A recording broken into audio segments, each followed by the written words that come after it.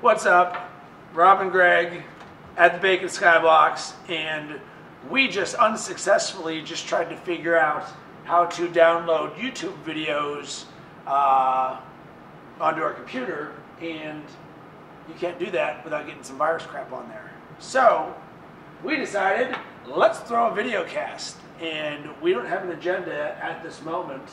Probably just gonna let some things roll off, see where they go, but we wanted to let you guys know about this process, that we are just sitting here thinking, trying to figure out what the next sports awesomeness is that we're going to create. And we just watched a video of Larry Bird dunking. Which actually was pretty impressive because I didn't know Larry Bird, I mean, he had a reverse dunk, which is the best dunk Larry Bird's ever had. And it looked like he did it with ease. Like he didn't have too much problem getting up. And because he's elite, he's probably what, 6'8"?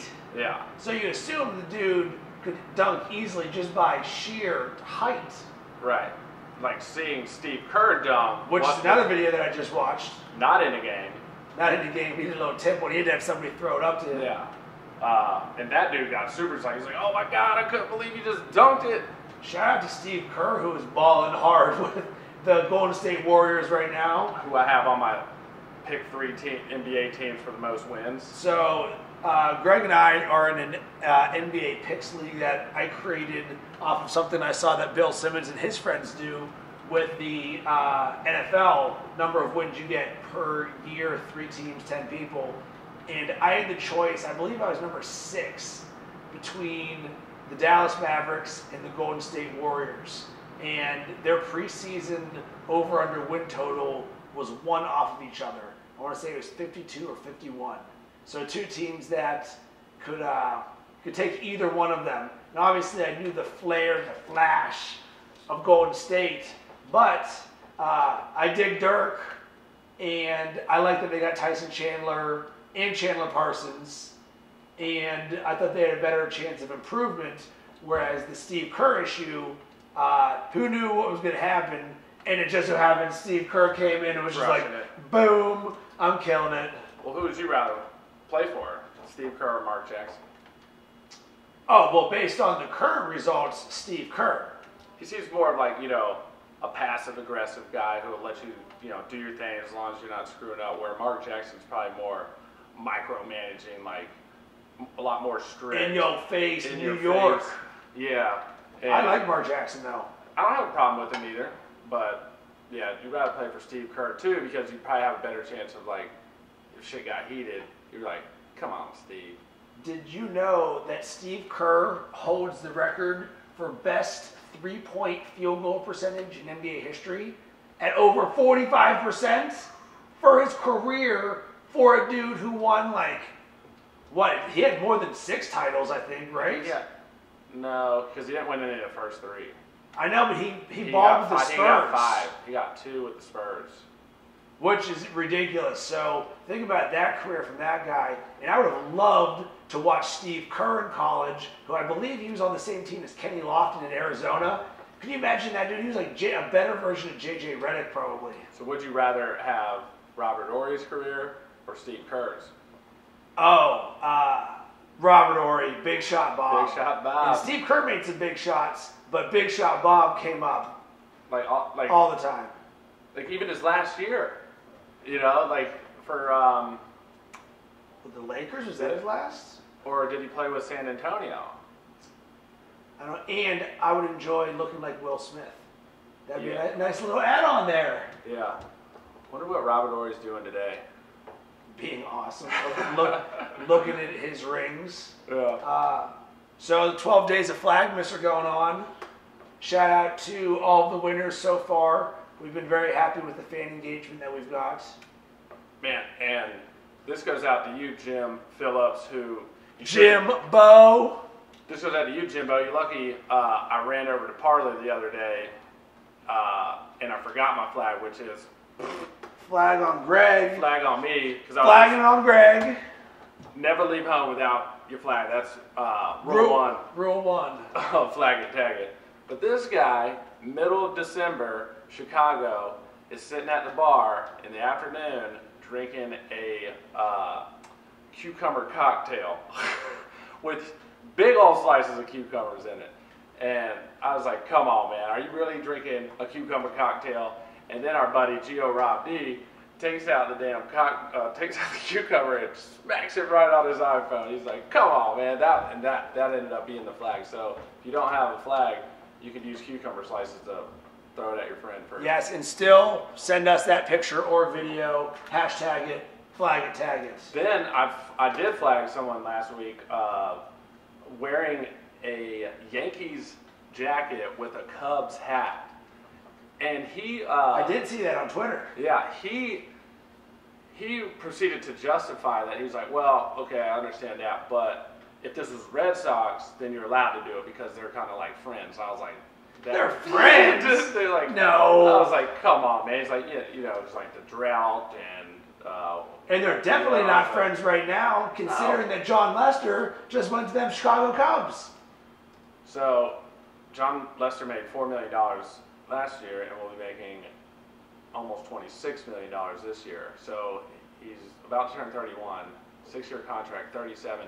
Why are these GMs in almost every professional sport so, I guess, dumb for these big contracts? You could easily find 2 pitchers for $155 million, could you not? But, one, the money does not matter to them. So if you remove that from the equation, would you rather have John Lester or would you rather not have John Lester? And the answer is you would rather have John Lester, especially if you want a team that's going to make a deep playoff run, because he has that experience. I don't think you can say the money doesn't matter. It clearly, okay, Russell Martin just signed to the Blue Jays for like $85 million over 5 years. That dude's going to be like a 36-year-old catcher. Which the money did matter to Pittsburgh because they couldn't afford him. Of course. But it's when money doesn't necessarily matter. The Pirates couldn't afford to take that hit. I don't want them to sign a 36-year-old catcher and pay him $16 million at the time. But if we look at sports now, the teams with the highest payrolls are never winning anymore. It's like, which is very refreshing. Right? I love it. Always rooting for the Royals, the Rays, the Pirates. And what I love even more is these teams that like get hot at the end of the year that are like struggling, and now all of a sudden they're like, we are on fire. We are going into the playoffs at 6-8-1, and here we come, Carolina Panthers. 7-8-1. We'll go ahead and 7-8-1. How about what the Oakland A's are doing? They try and rent Samardzija, Jason Hamel as well. All of a sudden, then they trade Cespedes. That don't work. Now all of a sudden, they go and trade Josh Donaldson. They've blown the whole thing up. They just unloaded everything. Oh, see you later. We know Addison Reed. They pretty much just gave that away. They no longer have Jeff Samardzija, and they gave the Cubs their top hitting prospect, Addison Reed. And they were so close, yet now so far. They didn't even win didn't even win a game, did they? No, because they had to play. They had the play-in game. They had the Royals. Yeah.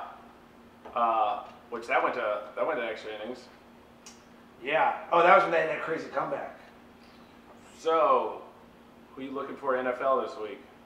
You got who are your Steelers playing? My Steelers have the Atlanta Falcons. Thank God. No, there's no such thing as a thank God team for the Steelers. Or at least not this year's version of the Steelers. The roller coaster Steelers will, beat Cincy handily at home, and then, or at Cincy's home, and then come to Heinz Field. Is that Heinz? No, it's in Atlanta. The Steelers are 1.5-point favorites. Here's what scares me: Julio Jones. Definitely Julio Jones, because AJ Green just went off for 200 yards and a touchdown against us. So did Julio. Or not against you. But not against, exactly. Yeah. Even though Julio Jones had a very disappointing season all year. But right now, we know what he's capable of, and the Steelers team has just been a roller coaster. The defense is crap. The secondary has been horrible. Your boy Mike Mitchell, my least favorite Steeler of the last 10 years. He is horrible. I've created 2 vines about him not tackling in the same game, just time after time, blown coverage, doesn't make tackles, cannot stand him whatsoever. So, but what would you rather have, like a high-powered offense or just the steel curtain? Because what's more entertaining for you as a fan? You want to see a 10-9 game? Well, you're talking about the AFC North Pittsburgh Steelers, Baltimore Ravens style football. Give me defense all day, every day. All day, every day. You love free and out ball. Are you do kidding you like me? Having Kevin Green and Greg Lloyd and having those mashers, the a best 90, guys? but a 90-yard Antonio Bryant touchdowns, like that gets you off the couch more than a sack. No, Yes. it's different intensity. One, Le'Veon Bell and Antonio Brown. Bravo, gentlemen. You guys are freaking ridiculous. Both of them. You're now a wide receiver factory over there. Yeah. Y'all basically make Hall of Fame wide receivers. I am salty at Emmanuel Sanders because this is what we thought he was going to be last year, and he wasn't, and that contributed to why the Steelers did not make the playoffs, of the many things, including the missed field goal, which just happened to be watching about 15 feet from us, and I fell to the ground when they missed that. Oh, my God. And that was last year, wasn't it? That was last year. Wow. So your Carolina Panthers, Cam Newton just decided to go demolition derby driving. He's out for the year, broken back, more or less. See, and I think if he liked painkillers like Tony Romo, which I just found out today, no painkillers for Cam Newton, Tony Romo before every game, but we think he won't be able to see when he's like 40. But all right, so I like DA. DA's gonna come in. You like DA, please. So you must have a lot of inner pain going on with one, the long-standing D'Angelo Williams, Jonathan Stewart. Let's pay them each $50 million. That brewing around, even though D'Angelo Williams is a very good human, but it's hard to separate. Like Warwick Dunn always did lots of charity stuff, but D'Angelo Williams has been a huge disappointment. Other than that 1 year where he just went bonkers. Yeah. And Jonathan Stewart is injured every 2 seconds, but he's playing well now. Stump the Rob, where did D'Angelo go to school? I had D'Angelo Williams on my college fantasy football team. He went to Memphis. Last time they were ever relevant. So I've actually... What did he do when he was at Memphis? Dude, and you had him on your team. He fucking balled so hard. I love D'Angelo Williams. So it actually pains me a little bit to see him not performing because that dude was ridiculous. I think he's ridiculous. He has the NCAA record for most all-purpose yards in NCAA history from Memphis. Yeah. I'm pretty sure it still stands, but he was insane. Insane. I came up with the Daily Show for Jonathan Stewart. That never caught on because he ain't there on a day-to-day, but he's always day-to-day. But what did catch on with me is your nickname for Jimmy Clausen. Pickles. Pickles. Pickles Clausen. I bet he's itching to get in. Does he start? Would you? No, that doesn't happen. Would you rather have Pickles Clausen or Derek Anderson starting this week? Derek Anderson all day. Really? Are you kidding me? We'd let Pickles go. And Derek Anderson has won a game this year for us. I watched several games in person with Pickles, and atrocious. Like, talk about someone that can't see over the line, that mobility not half as good as advertised. Pickles Clausen. So, Riverboat Ron, is he staying? He stays. I mean, his team was just in shambles when the shout out Riverboat Ron. We got something for Riverboat Ron. Yeah. We got us some Carolina Panthers in the house. Yeah. Get you some. Look at one of your props now. So if you're wondering what these are basically the only souvenir I brought back from Thailand that I got in Chinatown in Thailand 2 years ago. Random fact. I can completely see 2 little monkeys playing with these. That's how it was. Little monkeys playing with these? Yeah. My monkey lost, so I was like, can I at least get that? He's like, So you are wearing a Red Bull shirt while also wearing a Chicago Bulls hat. Was that intentional to go double Bulls but different? It was not. I just saw the highlight of red, and I just found my Bulls hat in the closet, and I went and saw them play against Golden State. Saw them up. And that was an awesome game. And shout out to Draymond Green. Draymond Green has been balling hard, and I've always liked him because Kiddo and Jordan, 2 of our friends, are Michigan State fans. So I always root, or I like to root for my friends' teams if I'm watching games with them. So I watch a lot of Michigan State, and I dig the way that Tom Izzo does stuff. And man, Draymond is the man. He's the type of guy you want. The consummate leader, the grinder, the smart. He's smart and heady. And apparently he's like automatic from the three. Well, Jesus. which wasn't always the case. This year, he's just ridiculously better. But you know who is not ridiculously better and who is not heady? Carmelo Anthony. Your boy. All of us, my boy, please. So the Knicks and Nets and Mavericks are my three teams for that league that we're in. And I felt horrible about taking both the Knicks and the Nets. God, how do you pick Well, both out of them? how do you, when you're pick 19 and 21, yeah, that's what you end up getting. And So you put all. And what really, really, really hurt. There's no way you win this. No. What really, really hurt was one pick before I got to take the Nets. The Atlanta Hawks were still there, and I was like, I want them Hawks. Al Horford's back. Boom. All in too. Atlanta Hawks get taken right before I get stuck with the Nets, and then. Someone just signed with the Hawks. Someone random. But Carmelo Anthony, him and Tim Hardaway Jr., they ain't happy with each other. They don't like how each other plays. Carmelo ain't playing team ball. J.R. Smith don't ever play team ball. It is. I never wanted to root for the Knicks because as a Bulls fan, I hate the Knicks, and I've always hated the Knicks, and I've always hated the Pacers.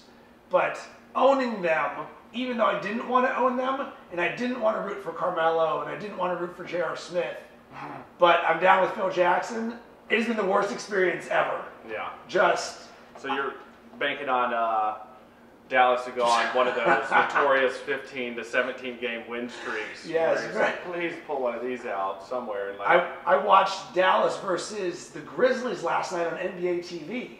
Some things I learned. One, I was happy to see that Ernie Johnson was in the studio. Yeah. I didn't know he did some other does NBA TV. other non-stuff. When Shout TNT's not holding. out to Elevator Ernie right there. Yep. Love me some Ernie. Who won that game? I didn't see. I assume Memphis did because they had control of the game the majority of the time. Yeah. And I actually have seen today, I've seen the least amount of sports in probably the last, that I can think of, months. Because I had to go to the dentist, or not dentist, doctor today just to get my blood drawn, and I couldn't eat all night or all morning, and it was at 9 a.m., so I had to fast, and I was like, I normally get up at 6:30, but I couldn't drink coffee or anything, so I'm like, screw this. I'm not waking up without my coffee, so I'll wake up at 8, walk the dog, do that. Well, through all of that, I'm not in front of the TV where I watch DP or The Herd or whatever. Go there, then I'm coming back over to this place. Now we're just doing our thing here, and I haven't been able to watch any of the sports stuff. So I feel kind of naked, not being able to see what the score of the game was. Well, as you know, we have 6 TVs in the Bacon Sports Skybox, and they are always on. I know. And last night I watched college basketball game, freaking terrible Indiana. Oh. They're garbage. Who were they? They were playing, was it Louisville? Yeah. No, it wasn't No. Louisville, because I have Louisville as one of my No. teams in my Pick 5 league I run. Whoever, it was like Marquette, it was something horrible. Yeah. But then I watched the Hawks. Well, the Blackhawks were on. And that's how actually I ended up on the Memphis-Dallas game, is I was flipping between that and the Blackhawks game. You know what else was on? Victoria's Secret, live from London. Did you? I did not know that because I was watching the series finale of Sons of Anarchy. One of my top 3 favorite Series shows. finale? Series finale, 7 seasons. So I tallied off around season 4, 5. After they stole his kid, took him to Ireland, then they killed the bosses, and then I was done after that. I'm still recording the show though. You should do it. It's awesome. Yeah. Well, did it end? Was it a good series ending finale? Yeah, that's such a hard thing to do because we're so vested as fans. We want like action and all this stuff to happen, and you really have to figure out the arc of how this dude is writing this thing. Kirk Sutter does an unbelievable job writing the storylines, and you can't just be like, 38 people died in the last episode. They're all dead. You gotta leave the door open to imagination, and No, but he does. He does not, because he says that's one thing that they did not do. So we learned the first time we tried to do a video cast that the camera only runs for 20 minutes at a time before it'll shut off. And we're like, this is the stupidest rule. And I went and looked up why it does that or how to fix it. What they say. And the internet tells me that the government taxes cameras an additional 5.5% for anything over 20 minutes worth of video footage. That's What? Insane. In the brain. We got our boy Jeff Manning. You around? Yup. Yup. Hashtag dude texts. Yup. LOL. Do you know I have never written LOL in my life? I've never used that as a response to a single thing. I do HAHAH. Yeah, LOL, you just feel like, LOL. Yeah. Oh. Here's something. My dad used emojis before I did. He texted me an emoji. What? Do you use emojis? You know, like when people have like a thumbs up or that I do. food. I've done it. I would say I've done it like a handful of times just to poke fun at it. Like, So I'll send like So a bunch of random ones. So you're not using it to sweeten the pot a little bit? Maybe once. Of Maybe course. once. You're like, yeah. Holding hands. It's like your own little version of The Sims. You're like, ooh. Thumbs up. Exactly. So yeah, I never used emojis, and then my dad sent me one on who knows what, a fish that he caught or going to a Steelers game. And then I'm like, all right, well, where do you get emojis? So I just typed in the App Store emojis and just downloaded the first one. Well, then here's the next problem. I don't know how to get it on. I don't know how to get it on. Oh. Because it's not like you just push a button and then something happens. You hit that flag down there. Well, I'm new to the world of emojis. I don't know anything. Are you going to start using them or something? We'll get to that. So I leave it. I'm just like, you know what? Emojis aren't for me. If it's not as simple as me pushing a button on the home screen, it ain't gonna happen. I thought I'd just like convert it over there or just give me the thing automatically. Then I tell Rachel this story, and she's like, because I always, for her, I just use the semicolons, like the wink guy. So I'm extremely limited. Yeah. I can only do regular smiley face or this one. Yeah. Strategically, of course. And strategically, she puts it on my phone, and I enjoy it now. Even though I believe I've sent less than 3 emojis since then, and it's been about 2 weeks. But sometimes there's a situation that comes up, you're like, this would be perfect for an emoji. Well, exactly. So, do you think that we can use our creativity to insert emojis into the social media things that we do? Because I believe Instagram allows you to use emojis. Oh, yeah. So, why don't we try and work on our emoji game? Deal. You just heard that right now. If you see a lot of emojis on Bacon Sports Instagram, you know what's up. You know. You heard it here first. You heard it here first. So out of any of those jerseys back there, Rob, which one would you take out of the frame and rock? So we got Magic Johnson, Larry Legend, Mike Schmidt, Tom Seaver. No, that's not Tom Seaver. Tom Seaver. Oh, Nolan Ryan. That's Nolan Ryan. Nolan Ryan on the Mets. World Series. Woo-wee. Yeah. And Hammer and Hank Aaron. Hammer and Hank. So I would rock. He's just a dirty white boy. Dirty white boy. Larry the Legend right there. Larry the Legend. I grew up as a small kid in Pittsburgh. Basketball was my #1 passion. And Larry Bird and the Celtics. Because your Pittsburgh NBA team is amazing. Yeah, exactly. So I wanted to be a Boston Celtic growing up. Because you weren't allowed to like the Sixers. Well, I saw the Sixers once. Because they would show all the Sixers games there, though, right? No. Not even, huh? Philadelphia is so far away from Pittsburgh, people assume it's right next to each other. It's like Chicago is to Cincinnati. Probably, if not further. It's only 5 hours to Cincinnati. I think it's at least 6 to Philly. I've always hated all Philadelphia teams ridiculous amounts. Not really the Phillies, because who cares about them? Though, the Phillies have the worst colors. Those are bad. Just bleh. Yeah. I've always hated the Flyers, but They do have a good mascot. I saw the Philadelphia 76ers, probably when I was 8, play an exhibition game in the Pittsburgh Civic Arena. So that's my one Philadelphia 76ers story. But I wanted to be a Chicago or a Boston Celtic growing up, and I wanted that green starter jacket. Oh yeah. Oh. With the leprechaun. Oh yeah, perfect. Come on. And I've been looking for the last 10 years to go as a Boston Celtic wearing short shorts for Halloween, and you cannot find short Boston Celtic shorts or Lakers, either of them. None. Our boy, again, shout out Jimbo, went as Larry the Legend one year and had the short shorts. Like authentic, like because you gotta do it right. You can't, you can't just find some crappy running shorts. It looked authentic. I mean, it didn't say, right, not what you were looking for. So they don't sell the old school throwback short NBA shorts anywhere? No, nowhere. I've looked. I've wanted to go as Kurt Rambis Yeah. for Halloween. I've wanted to go as Fletch for Halloween, and I wanted to go as a member of the Boston Celtics because the jersey part's easy. You can insert whoever you want for That that. reminds me, I still haven't seen Fletch. You haven't?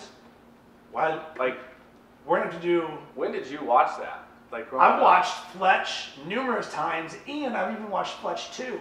I made it a point to watch Fletch. Give me like the plot. So Chevy Chase is this reporter named Fletch who who works for like this newspaper, and him and his boss are just at ends with each other. And I don't remember the plot line and all the stuff, but I know that Fletch gets into no good business, but it's all trying to get this story or whatever. And I could be completely wrong, but I think I've got about 70% of this right. You know. And at one point, Fletch dreams that he's on the Lakers, and it's just like a great, I think it's the 80s comedy of Chevy Chase, and then there's another one, I think it's called Fletch Lives. But the famous lines are, you can put it on the Underhills tab, which is, I have the Fletch shirt that says Underhill on the back, because that's one of the famous lines. So shout out to all of you who like Fletch. Hit us up on Twitter at Bacon Sports. If you like Fletch, let us know about it. And remember to have your dog spayed and neutered. Wow, these are surprisingly very good. We're going to completely... So you These just are saw... our new microphones. Yeah, here's our new microphone. Yeah. So shout out Bacon Nation. Do something sweet for the holidays. Do something sweet. Yes. And, all right, let's talk about Flag It, Tag It for a little bit. Because not a hard concept. And all, Especially around the holidays. Irregardless of the holidays, whatever. But, well, yeah, it's great for the holidays. And football's going on. Tons of bowl games. Have you enjoyed Flag It, Tag It so far? There's probably 75 penalty flags in the wild right now. You and I have the first two, but how has your enjoyment been with the penalty flags so far? I've loved it since day one. What I love even more is letting it loose into the wild or into a party scene. Like we were at a holiday party, the Coach House holiday party, shout out Coach House. And I just dropped the flag in the middle and just let people just see what they're going to be doing with it all night. And just like, it is awesome with a bunch of like drunk, rowdy co-eds. So the applications are endless. I can't wait to take it home for Christmas and flag my family the entire time. Oh, wait a minute. You went out of turn for the presents. It's my turn. Bam, sorry, 3-year-old Kenley. Yeah. We eyeing you. We eyeing you. What, this eggnog is non-alcoholic? Be like, I don't want to just drink pancake batter without alcohol. But yeah, I mean, it's a great icebreaker. Although You shouldn't need icebreakers, but they can be used. well, I'm talking about like on a first date. Damn girl! Like, I don't know, but I like it. But that dress is a little too short. Flag it. Or you can use this to your advantage. You come home and you're just like, your clothes are still on. Human flag. Yeah, get in that bedroom, girl. Don't make me flag you again. Tickle fight. Yeah. So I mean, it just spins off. So what I think is one of the benefits of this, aside from being great to get you free beer, because we have on video Neil flagging you and you saying, I got you your next beer. Yeah. Boom, pays for itself right then. But it gives an emotion of fun and excitement and happiness and laughter. And I think that's what we're really selling, is that side of it. Because as you said, you can go into a party, you start throwing it around. I laugh when I get flagged. You laugh when you flag me. Everybody wins. And I wanted to flag myself earlier while I was eating, but I didn't think I could get a good shot of it. When we were watching Ridiculousness, I was eating my sandwich and then I looked down and somehow I dribbled tomato, like the loose seeds, on my pants. Yeah. Just sitting there without me even noticing. I just look, put my hand in it, and I'm like, oh. You're trying to self-flag? So I was just self-flag myself, put it on my pants. We need to start thinking of not necessarily standardized punishment for being flagged, because there's a penalty. You know, it's 15 yards, it's 5 yards, it's whatever it is. So depending on the level of penalty you just committed, what would be like a funny actual repercussion of being flagged? Well, in a bar setting, it should always be Drink. one beer, Yep. one drink or a shot, Mm-hmm. with an escalator clause. Yep. Because you get two, you don't want to get number three. Number 3 is you paying for the bar tab. Yeah, you can do some fun stuff with that. Speaking of being in the bar, I was showing this to people at someone at Wings on Thursday at Bird's Nest. Shout out Bird's Nest, some of the best wings in Chicago. And I was showing them, and I threw this up like this, and the flag hit the rim of the half-full pitcher, and it goes to the other side. I was like, woo! About to flag myself or throw my flag in the beer. Exactly. Woo! It would be funny if like a little yellow paint comes and like hits you. Great. We're just trying to get people Like yellow sharks, like- to adopt this, and you want this to end up turning into an exploding paint grenade. I'm completely on board with that. Right? That's version 3.0. Yes. So, you got any rap recommendations? Anything that just came out? Yes. J. Cole, straight out of Fayetteville, his new album's out. What's it called? It's like his address from his street growing up in Fayetteville. His spin of Mike Jones. Yeah. It's like 2639 Ravenswood. But I've listened to a couple songs on it. It's on Spotify. Check out J. Cole's new album. It's fire. Dreamville Productions. So, I, last week, did my first 15-minute session on Wrapped FM. Have you stepped up and tried to battle someone else? No, I'm not to that yet. I'm still not comfortable enough in doing that. And it's going to be a very long uphill battle for me in my rap career. But I am going to get it. And we are going to have some awesome, funny rap videos. I can't wait. Oh, you know what I want to create is a vodka commercial. Because Ciroc's been advertising a lot. And I saw one that did, Three Olives did a spoof of Werewolf of London. It's all about like the certain cachet that you want. You're like, this is the coolest thing. Seductive. Like our own Di Serona commercial. But vodka ads are very about appearance and cool and showing someone having the most amount of fun. And you're at the club, and then you're doing rolls, and there's a girl there, and then it's just like, whoa. Right. Oh, that escalated quickly. Exactly. Drink this vodka. What about that Skittles commercial I showed you today? That is hilarious. Skittles makes great commercials. Check out their band Skittles commercial. Yeah. Taste the rainbow.